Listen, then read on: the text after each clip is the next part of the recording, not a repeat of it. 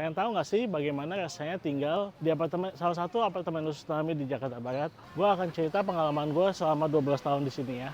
Jadi gue beli apartemen ini via nyicil di bank. Harga awalnya itu 144 juta.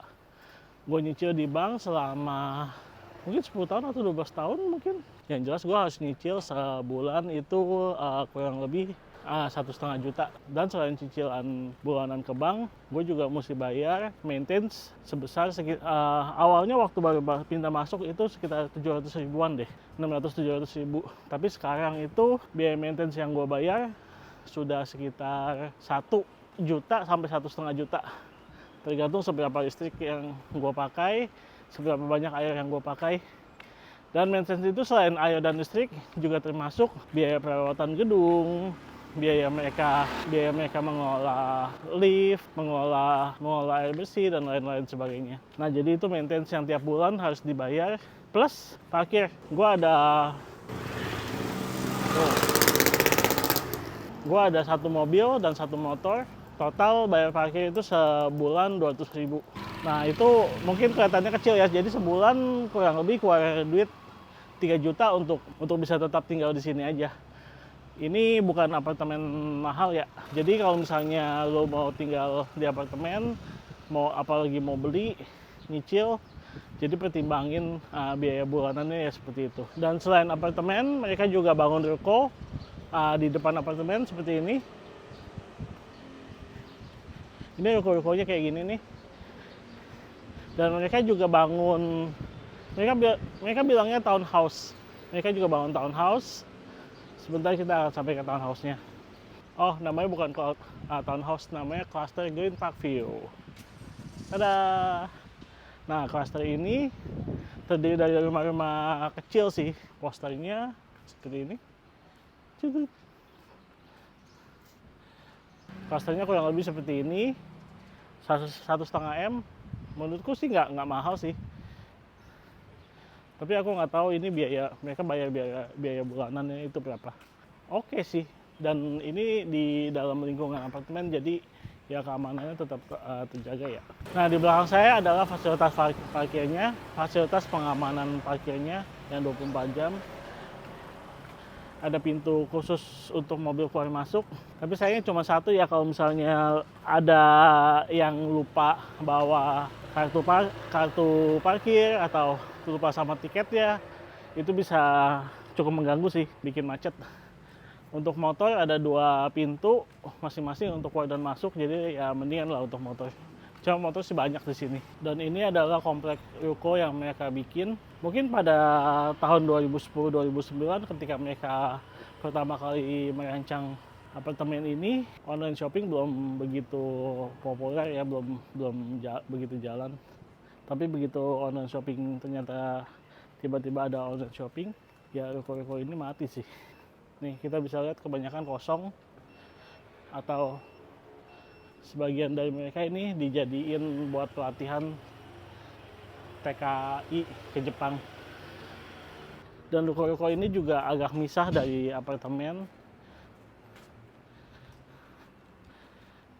Jadi kalau misalnya orang jual makanan di ruko-ruko ini, penghuni apartemen yang di sana itu pada males buat beli makanan jauh-jauh nyebrang ke ruko, karena di lantai paling bawah apartemen juga sudah banyak kios-kios yang jual makanan.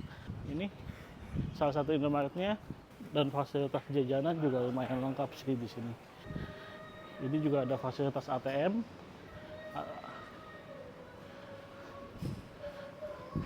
Ini salah satu contoh fasilitas kios jajanan, ada jual makanan kecil.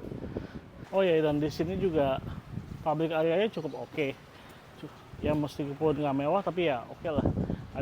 Lumayan ada taman, dan juga ada tempat anak-anak kecil bisa main, bisa duduk-duduk merenungi nasib. Dan nggak cuma satu tempat seperti ini, ada beberapa di komplek apartemen ini. Cewek-cewek lagi mau pergi ke gereja. Ini area lobby dan area penghubung antara tower yang satu dengan yang lain. cukup nyaman, bisa buat duduk-duduk nyantai. Kalau misalnya malam sih cukup ramai orang ngerokok, ngumpul kongko-kongko seperti itu. Dan security juga cukup ramah. Nah, ini area kolam renang, sayangnya masih dalam perawatan. Tapi jangan khawatir, kolam renang di sini untuk tiap gedung itu ada 2. Ini Mbak. Salah satunya, nah, di sini juga ada satu lagi, kalau bisa dilihat.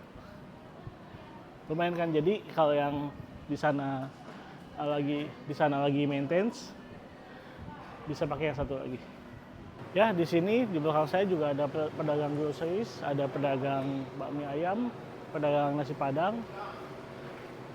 Di sini juga belakang, di seberangnya ada salon, ada Ago Market, ini jualan sayur sebetulnya. Enggak Kitchen ini juga jualan sayur matang sih. Kalau kamu males cuci baju atau kamu males atau nggak sempat cuci baju, kamu bisa masukin ke laundry. Seperti ini laundrynya, sebelah kolam. Nggak gitu mahal sih laundrynya, ini sekitar 30.000 per 7 kilo sepertinya. Dan laundry seperti ini ada banyak di sini. Mungkin kalau misalnya dihitung sekitar ada 10. Dan ini di samping kolam juga terdapat area umum yang bisa kita pakai buat duduk-duduk. Ini nggak harus beli makanan ya, buat duduk-duduk di sini, karena ini meja dan kursinya itu milik pengelola. Dan kamu kalau mau beli makanan bisa. Ini makanannya ala Chinese food sih, tapi itu Chinese food halal ya. Ini tempat penitipan surat,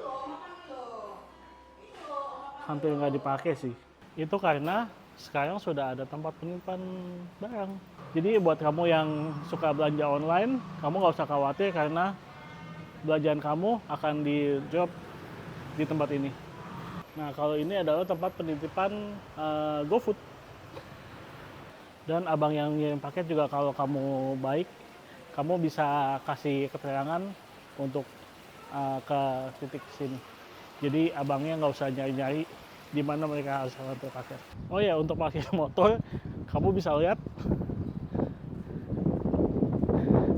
seperti laut.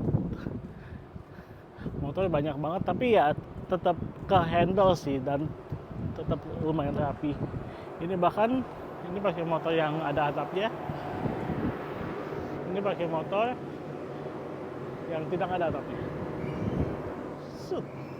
Untuk makanan, di sini makanannya bisa dibilang agak mahal sedikit daripada di luar sih.